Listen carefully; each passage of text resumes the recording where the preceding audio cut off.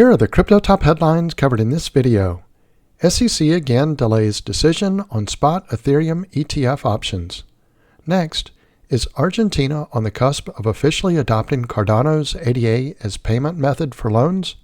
Also, Mt. Gox pushes repayment plan deadline to October 2025. Welcome to Crypto Top Headlines, where there are no speeches on my opinions, just bringing crypto's news to you. I would greatly appreciate it if you would click on the like and subscribe buttons, as well as the notification bell. It does help support the channel, so thank you in advance for doing so. Now, on to these headlines. Our first top headline, SEC again delays decision on spot Ethereum ETF options. The securities regulator authorized Bitcoin options to list on BlackRock's spot BTC ETF in September. The United States Securities and Exchange Commission has once again postponed ruling on whether an exchange can list options tied to spot Ether exchange-traded funds, according to an October 11th filing. The SEC has delayed deciding on a proposed rule change permitting CBOE Exchange to list options tied to several popular spot ETH funds, the filing said.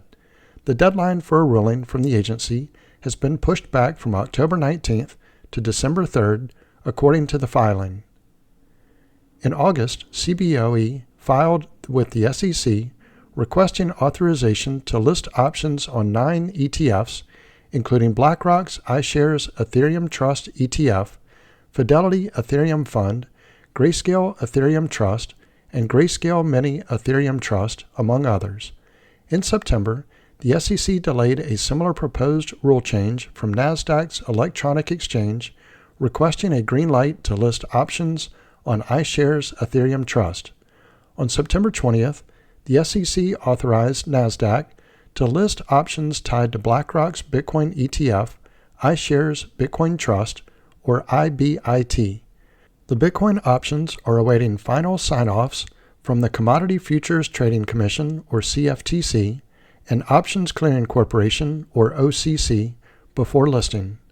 Options on BTC ETFs are likely to launch in the United States by the first quarter of 2025, according to James Seifert, a Bloomberg intelligence analyst. I think before the end of the year is possible for options, but more likely in Q1 2025, Seifert said on October 9th. Options are contracts granting the right to buy or sell, call or put in trader parlance, an underlying asset at a certain price. In the U.S., if one party fails to uphold the agreement, the OCC intervenes and settles the trade. Listing spot crypto options on regulated U.S. exchanges, where the OCC safeguards traders against counterparty risk, marks a monumental advancement in crypto markets and creates extremely compelling opportunities for investors, Jeff Park, Bitwise Invests, head of Alpha Strategies, said in a September 20th X post. Financial advisors, who control as much as half of investment flows in the $9 trillion ETF market, rely on options to safeguard against sharp market movements.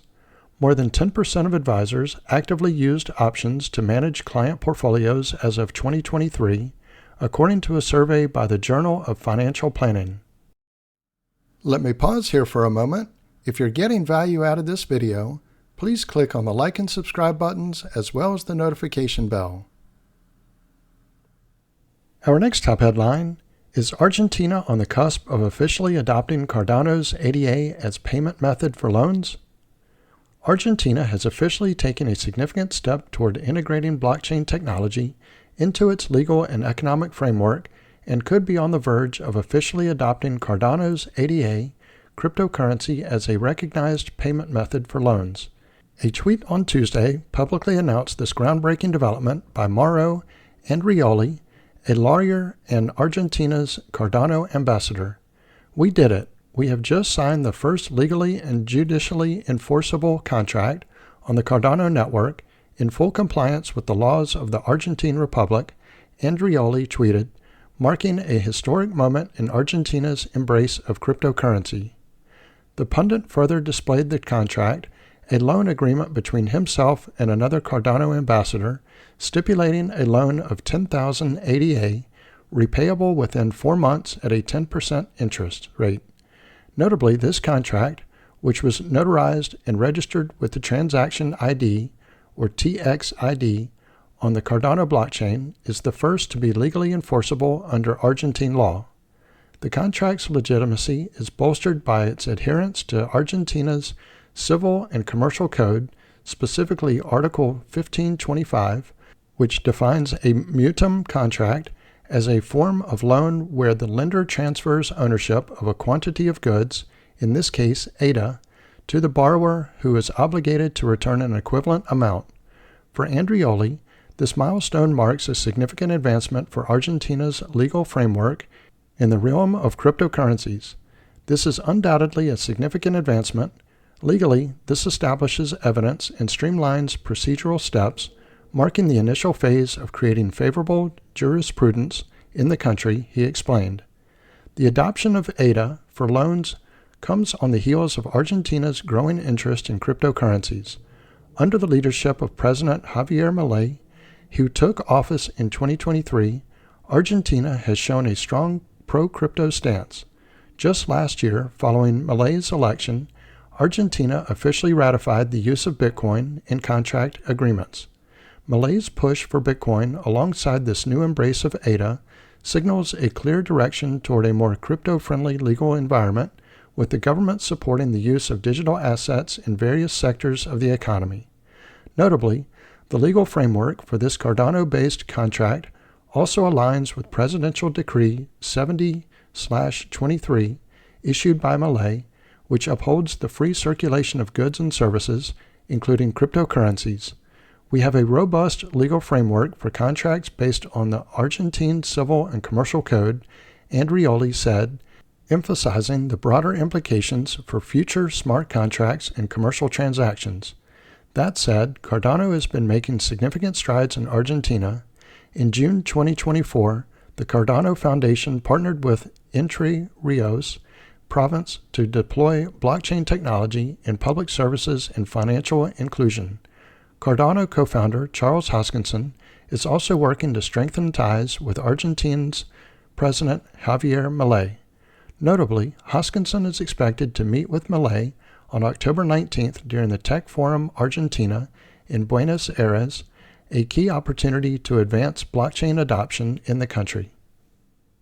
Our next top headline, Mt. Gox pushes repayment plan deadline to October 2025. The trustee overseeing Mt. Gox assets has extended the deadline for creditors' restitution to October 2025 as over 44,900 BTC remains unpaid.